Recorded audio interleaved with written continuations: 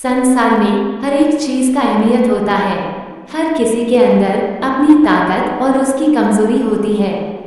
जिस प्रकार मछली पानी की रानी होती है और वो कभी जंगल का राजा नहीं बन सकती, ठीक उसी प्रकार शेर जंगल का राजा होता है, वो कभी पानी का राजा नहीं बन सकता है। इसलिए संसार में हर एक चीज का अपना अपना अहमियत होता है।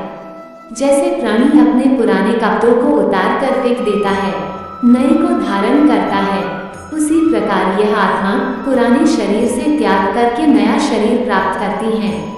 आत्मा न तो जन्म लेती है, न कभी मरती है और न ही इसे कभी जलाया जा सकता है, न ही पानी से गीला किया जा सकता है।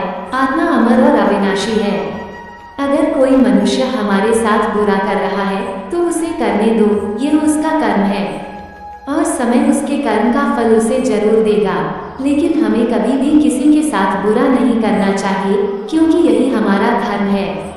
अगर व्यक्ति शिक्षा से पहले संस्कार, व्यापार से पहले व्यवहार और भगवान से पहले माता पिता को पहचान ले तो जिंदगी में कभी कोई कठिनाई नहीं आएगी। स्वार्थ से रिश्ते बनाने की कितनी भी कोशिश करें, वो कभी नहीं बनते हैं और प्रेम से बने रिश्तों को कितना भी तोड़ने की कोशिश करें, वो कभी नहीं टूटते। जो मनुष्य अंतकाल में भगवान का चिंतन करते हैं, भगवान की शरण में जाते हैं, इसलिए आदमी को अंत में भगवान का भक्ति जरूर करना चाहिए। अगर तुम्हें किसी ने दुखी किया है तो बुरा मत मानना।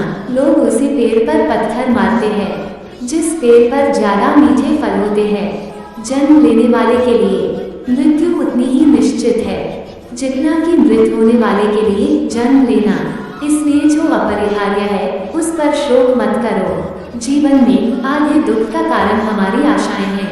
जितनी हम आशा करते हैं उतनी नहीं मिलने पर हम अपने आप को बहुत कोसते हैं।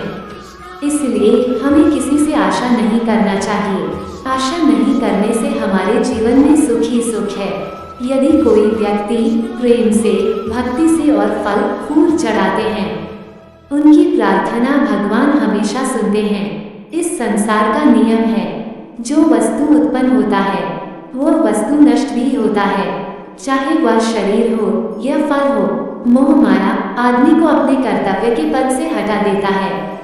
मोह माया करने से न तो स्वर्ग की प्राप्ति होती है, न ही हमारी कृति बढ़ती है, बल्कि मोहग्रस्त सिर्फ मूर्खता कहलाती है। कृष्ण ने दुष्टों को भी अपनी गलती सुधारने का मौका दिया, क्योंकि वो किसी मनुष्य को नहीं, उसके अंदर के बुराई को मारना चाहते थे। इस संसार में जो होता है वो अच्छे के लिए होता है और जो आगे होगा वह अच्छे के लिए ही होगा।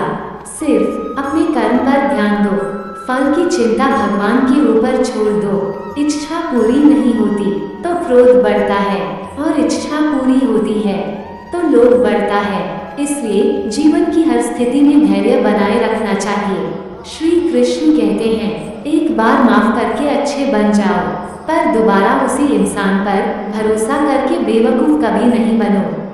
अपनी पीड़ा के लिए संसार को दोष मत दो, अपने मन को समझाओ। तुम्हारे मन का परिवर्तन ही तुम्हारे दुखों का अंत है।